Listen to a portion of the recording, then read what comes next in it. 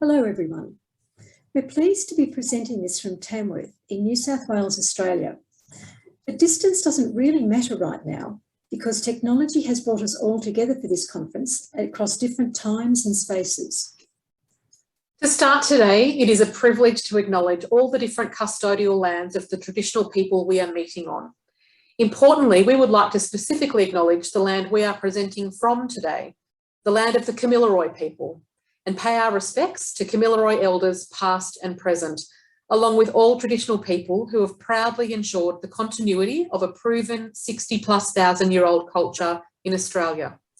We would also like to extend this respect to all Aboriginal peoples in all nations. Before we introduce ourselves, we'd like to quickly show you our view from our window this morning. And so I'd like to introduce Alex, a colleague of mine from the University of Newcastle Department of Rural Health. And I've been working with and learning from Alex for almost 10 years as educators and researchers. But then before this, we lived next door to each other and even played the flute together in a local music group. And I'd like to introduce Anne, who, like me, has a background as a healthcare professional. And together we have this wonderful reciprocal learning relationships where, along with our colleagues, we're both willing to engage with the innovative and the creative as we explore our own and others' collaborative and educational practices. And as a bonus, it's something we have a lot of fun doing. So our short title for this presentation is Together with Indifference, CPR Breathing Life into Our Educational Practice. But ignoring any word limit, our real title would be Together with Indifference rather than Together with Indifference, using CPR to breathe life into interdisciplinary collaboration in higher education in relation to healthcare educators and students. So you can see why the short title works for the program, but we're sharing the long title now in order to set the context for our presentation. In deconstructing our long title, we're actually going to work backwards, starting with students. Our role is to educate and support healthcare students who live and work in regional Australia, which means that yes, students sometimes have kangaroos right outside their bedroom windows. And yes, we sometimes need to be careful of things like stepping in kangaroo poo and avoiding dangers like venomous snakes. The students are in our rural area to learn how to become health professionals in the hope that they return to live and work in rural areas when they graduate. We, Anne and I, are healthcare educators working in an interdisciplinary team with colleagues representing the disciplines of nursing, nutrition and dietetics, medicine, medical radiation science, occupational therapy, pharmacy, physiotherapy, and speech pathology. And a large part of our role as healthcare educators is providing collaborative learning experiences for our students so that they develop the skills needed to work within and across their different disciplines in healthcare teams. In relation to higher education, we are a rural hub based a little under 4 hours away from the main campus in metropolitan Newcastle with its beautiful beaches. And if you're keen on your geography, we're about 5.5 hours north of Sydney. We are surrounded by rolling hills, beautiful horizons, and big blue sky. Healthcare teams and interdisciplinary collaboration are integral to providing healthcare, where you have a multitude of different disciplines working together for the shared purpose of person-centred care. Here, each discipline brings something different and unique. However, while interdisciplinary collaboration within healthcare seems like a really necessary and obvious thing, it's not always easy for lots of reasons, one of which is related to the tendency for healthcare disciplines to be educated in silos, where they are largely taught about their profession, by their profession, and only with others from their profession. In being educated separately, this means that healthcare students have limited time and opportunities to learn with and about other disciplines and develop relationships with them. Because discipline roles and perspectives may not be obvious, students from one healthcare discipline can inadvertently be indifferent to what another discipline can contribute. And so when they do collaborate, they may be working together with indifference. And the same applies to educators, because just as students need to work together, so too do we if we're to address the limitations of siloed education. It's not enough for us as educators to pay lip service to working together. That is, working together, but with indifference to the value of our different roles and perspectives.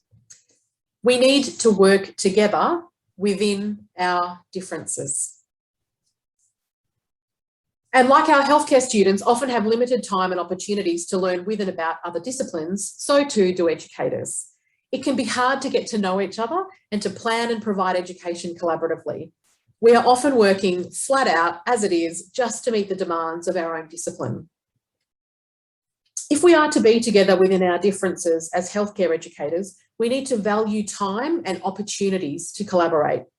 We need to be effective as a collaborative team in higher education in order that we can educate our healthcare students to provide collaborative healthcare.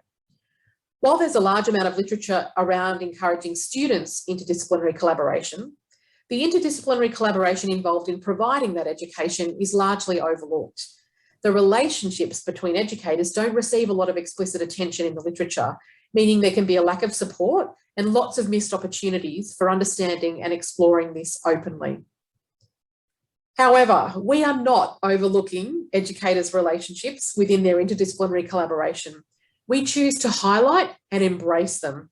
And fortunately, we've been given opportunities to embrace them. This is our story of how embracing our relationships can help us develop deeper understandings about our approaches to education.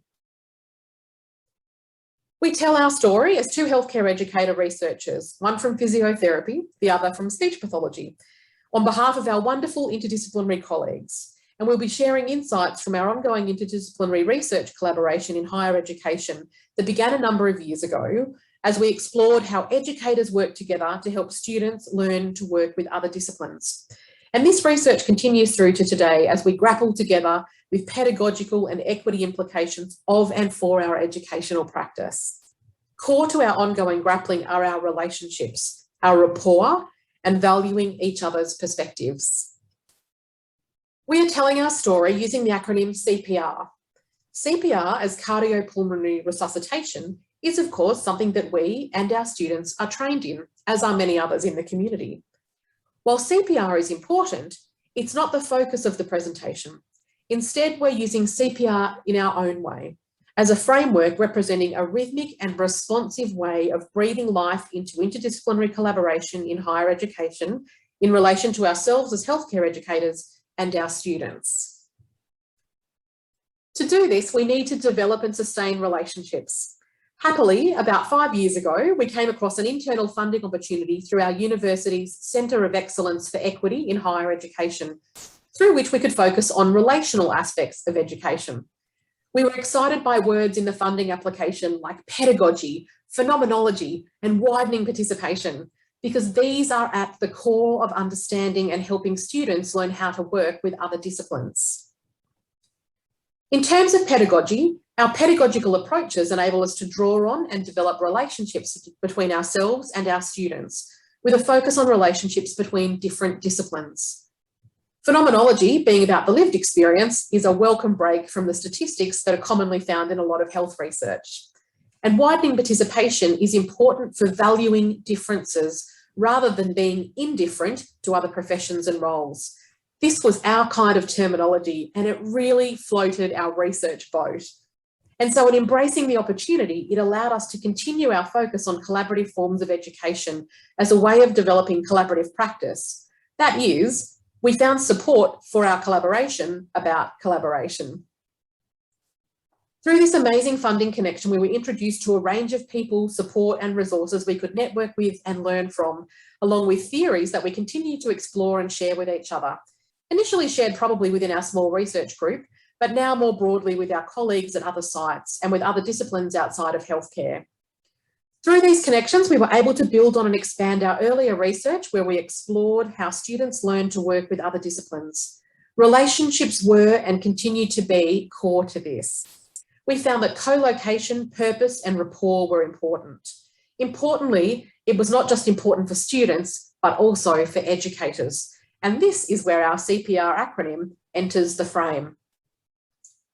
With backgrounds as healthcare clinicians, words like phenomenology and pedagogy don't roll easily off the tongue. But CPR does, and let's face it, who doesn't love a good acronym, which is something we're very familiar with in health. As I said, we won't be using it in its traditional medical sense, Rather than we'll be using our CPR acronym as a cognitive coat hanger to explain our story. But the downside of acronyms is that they are a fixed descriptor. And so you lose the richness of the terms within them, and they become this form of jargon that can exclude other people and create or emphasize power differences. So we're intentionally upending this rule. And while the letters remain an acronym, the words and the concepts they represent will change to highlight the changing structures and practices that we are a part of. An acronym doesn't have to refer to one thing, just like we can change and transform the relationships and collaborations of which we are a part. Hence the framework as a cognitive coat hanger for our thoughts, rather than a straitjacket constraining the richness of the possibilities of where it can take us.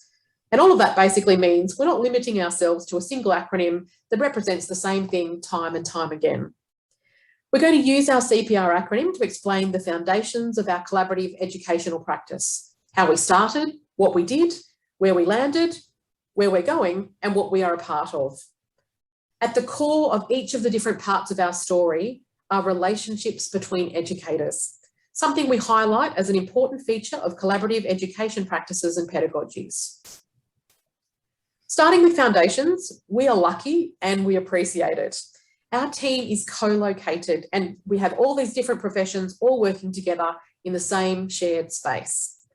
There's purpose, given our shared objective of educating for person-centred healthcare practice. And importantly, there's rapport, one of my favourite R words. And this is a rapport that's built and extended from existing relationships that enable fun and robust discussion. Curiosity, another one of my favourite things, but curiosity is actually how we entered our interdisciplinary research. There's a natural curiosity and a real willingness to be involved in activities and work with each other. And reflecting back on our original research, people were so curious about the topic and openly keen to get involved and be part of the project, knowing they were contributing to the thinking around how students from different disciplines learn how to work together. We've actively researched our own experience and that of others and explored a range of data collection methods, from semi-structured interviews, focus groups, and different forms of dialoguing, to the more critical, creative techniques like weaving, making things from plasticine, and crafting 50-word stories. And curiosity is something we value. And we've actively welcomed others from outside our local research group to join in on the fun. Permission for us really comes from the internal funding we received from our university. And the funding provided us with opportunities and permission to go beyond polite conversations and really sink our teeth into these topics, exploring them critically and energetically. For this round of CPR, our R relates to responsiveness to each other, and responsiveness to opportunities to get together and work collaboratively to understand more about our educational practices. And there's a real synergy that comes from this, where one thing will typically lead to another, and there's a lot of sharing with each other, and we can be responsive to external opportunities like sharing our work through seminars, conference presentations, and pre-recorded sessions like today. In terms of what we did, it's important to start with creativity. And our creativity was fueled by elements like location, resources, and willingness. We deliberately took ourselves outside of our usual surrounds and into new and quite literally wide open spaces, like our overnight research retreat we had in a tiny village about an hour from our usual work site. Here we were educators and researchers armed with butcher's paper, plasticine, books, food, and walking shoes. I mean, what more could you ask for? In essence, this was an inexpensive, local, self-catered activity that was cheaper and far more valuable in terms of output than going to a conference or having one of our regular in-house research team catch-ups. Importantly, here we had control over our time and our space. Pensiveness is about taking time out from our usual thinking spaces. So we were away from work, but within this, we still took time out from the time out and engaged in walking breaks. And through these breaks, we discovered platypus swimming in the river. We had crazy conversations about kangaroos, and if when we're not looking, whether they really become boxing kangaroos. And we even came across a dead snake skin in the paddock, which is a real heart and conversation starter. Reciprocity arose from the combination of being creative and being pensive. It related to how well we bounced off each other. We had a natural synergy between group members where an idea would be generated by one person, someone else would volunteer to look it up, while others started exploring it together. There was a genuine sharing of the load across the weekend. Some wrote and conceptualised, while others prepared dinner. It was incredibly organic and such a rich and rewarding experience. Through our interdisciplinary collaborative relationships, we began to see deeper meanings of teaching and learning together. Our confidence to seek these deeper meanings came from our relationships and knowing that there is no one right answer, rather that there are rich perspectives that shape the exploration of our own educational practice. This increasing confidence can be seen from small internal grants that we continued to apply for and were successful in securing. And through these, we were able to experience how wonderful it was to have support, to take time out to get to know each other better and explore and critique our educational practice. And now we just want to spend a little bit of time explaining these grants in relation to our confidence to seek deeper meanings. Our increasing confidence is evident through the titles of our funded research projects. The first title, Yearning to Yarn, indicates our awareness that there is more we need to know about supporting our students. In this project, we explored how together we could support Aboriginal and Torres Strait Islander students. The yarn is a form of dialogue, meeting or discussion, where there's an emphasis on establishing relationships, building trust, and setting the scene for understanding each other's stories, all important elements of collaborations involving different roles and perspectives. Anyone interested? Scan the QR code here and it will take you to the final report for this project. At the core of the project is Winanyali, a term from the Kamilaroi language, being the local Aboriginal language of our area. And Winanyali means to hear, listen, know, and remember. The richness of this term highlights the importance of being deliberately and respectfully present to others in all elements of education for all people across all roles and disciplines. The title of our next project, Out of Sight, Out of Mind, shows that we're grappling with and challenging the visibility of educators and students in rural areas. Again, scanning the QR code will take you to a report you can download that provides details of the project. The importance of relationships was highlighted in our findings, as is evident in the theme Connectedness, a theme that reminds us to make explicit and visible relationships between ourselves and between others, and between all the things and resources relating to technology and educational spaces, and to make explicit and visible how these relationships are experienced, including between students, educators, IT staff, and resources and technology. Although undertaken before COVID-19, we now know our findings have enhanced relevance as we transition between face-to-face and video conferenced education. We and our relationships are shaped by technology, just as we and our relationships can shape it. The title of the final project, Lots to Know, conveys our interest in untangling what we don't know about collaborative ways we can help students learn to work with other disciplines. This is the project where we watched the platypus and went for walks among kangaroos and snakeskins. It was here we identified some key theories, like communication accommodation theory, that we now draw on in our educational sessions with the students. This is an example of educators' collaborations informing collaborative education. So communication accommodation theory was a real light bulb moment for us as a framework for analysing and understanding how and why communicative interactions are adjusted in both individual and intergroup situations. It aligns really nicely to the interdisciplinary context and communicative interactions between educators as well as between students. The notions of convergence, maintenance, and divergence provided a foundation for understanding how to use and navigate between the different languages of our disciplines, influencing the success of interactions and impacting on an individual's ability to navigate the communication landscape. Coming across this previously unfamiliar theory instantly opened up new ways of talking about relationships between educators and our educational practices, and gave a vocabulary to something that was previously just being discussed instinctively. The theory also gave explicit guidance to further develop our thinking, permission to sit with the complexity of what we were exploring, and allowed us to have confidence to be in this space. We were going to play some audio about grapplings, but it was a bit too chaotic to make sense of. But here we are at our research retreat, and you can see from our scribblings there was a lot of energy that we brought to it and concepts we explored. Through these projects and the wider discussions they generated, we became more interested in the concept of pedagogy and what we could learn about interdisciplinary collaboration in healthcare education by understanding this concept more deeply. As Alex said earlier, pedagogy may not be a word that rolls off a health clinician's tongue as easily as it does for others in higher education. And to be completely honest, we are, and we still will grapple with the term pedagogy. The more we delved, the more we like it. I'm going to begin from a personal perspective before relating it back to the experience of our research group.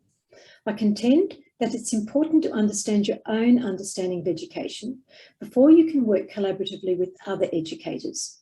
You probably know Isaac Newton's famous statement, "If I've seen further, it's by standing on the shoulders of giants." And this is a metaphorical me clinging to my understanding of practice-based education as provided by my giant, Professor Joy Higgs. Now, this is obviously not a picture of her, but it does capture her patience, wisdom, and generosity in explaining and discussing her ideas with me. And what I really like about her pedagogical approach is that it embraces the complexity of educating students for healthcare practice, including a focus on the social and relational aspects of education. As I'm sure others have done, I clung to my understanding until I began to hear people from other non-healthcare disciplines use the term pedagogy quite differently, confidently, and freely. After lots of discussion and widespread reading, I found some words that really resonated with me, and as it turned out, also with my colleagues, and it validated our ongoing thinking and grappling with pedagogy.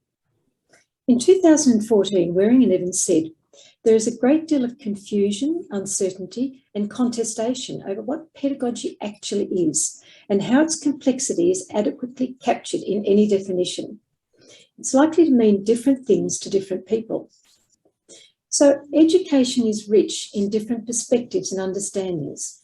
It's complex, and we need to realise that we don't all approach education in the same way.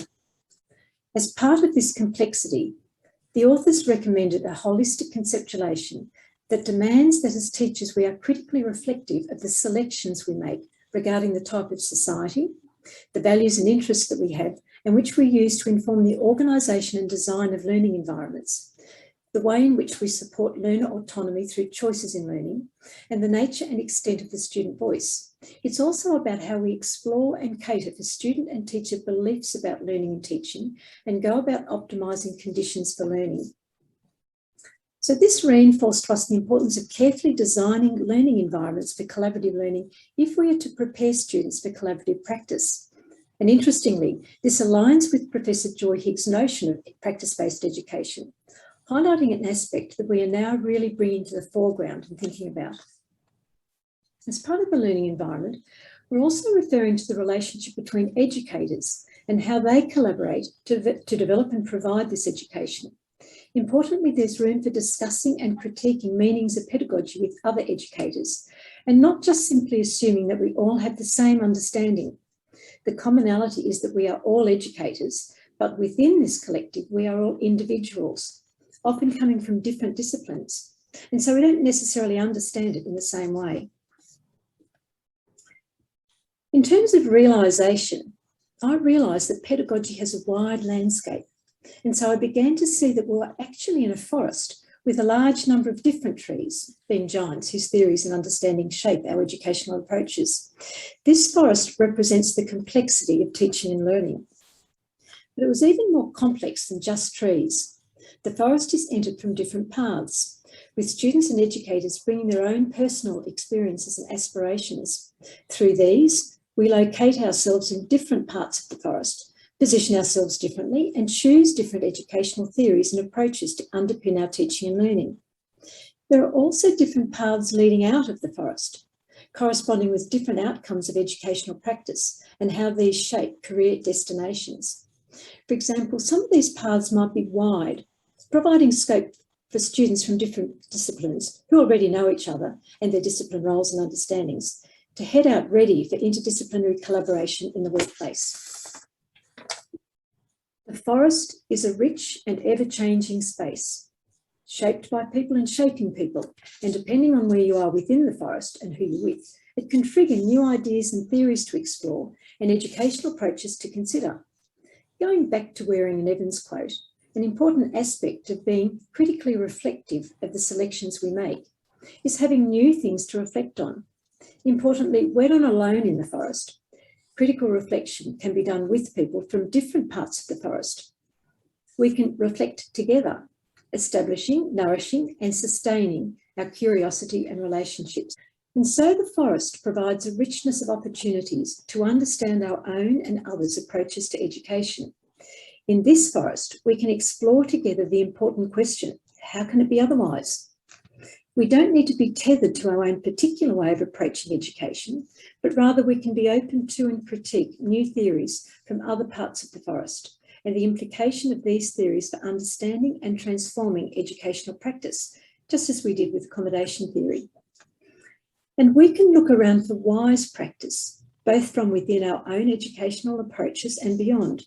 Importantly, we can see further and understand more about educational practice because educators before us have reflected on and responded to changing needs and circumstances.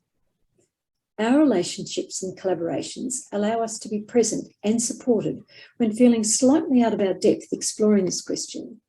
And we can be collegial rather than competitive and embrace with vigour that there's always more to know and critique about our own educational practice.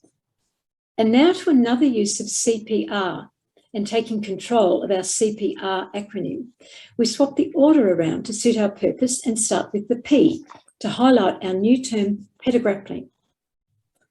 Pedagrappling reminds us that pedagogy is not something that belongs to others, it belongs to us, and we both shape it and are shaped by it.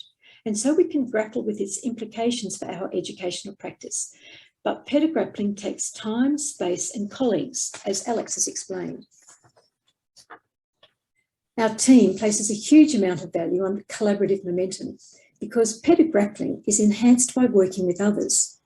Through our collaborative momentum, we could breathe life not only into our collaborative practice, but also into our individual educational practice, as well as our relationships. Many heads bring fresh eyes, which can open up a world of theories, questions, and ideas about transforming educational practice. We work through cycles of acknowledging our education practice and our roles within it, unsettling particular aspects of it, grappling with complexities and tensions we identified within these particular aspects, and interrogating or inquiring into structures and understandings that shape our response to these complexities and tensions. The collaborative momentum allows us to do this.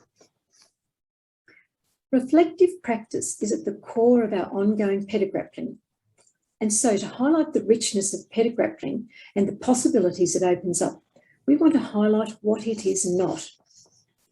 For this, we've coined another term, pedagogy. Pedagogy is when educational practice feels hollow or perhaps formulaic. It feels dodgy when we are beholden to processes and structures that constrain us. These are the sorts of things that impact negatively on our engagement with students and distance us from their learning experiences and their contexts, that distance them from each other and distance us from our educated colleagues.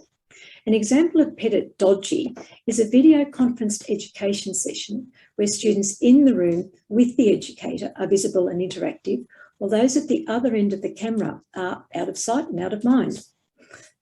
Or in terms of educators' relationships, pedagogy would be if Alex and I didn't know each other personally and we didn't know a lot about each other's disciplines and nothing about each other's teaching practices, then any session we ran together on collaborative practice would feel hollow and inauthentic.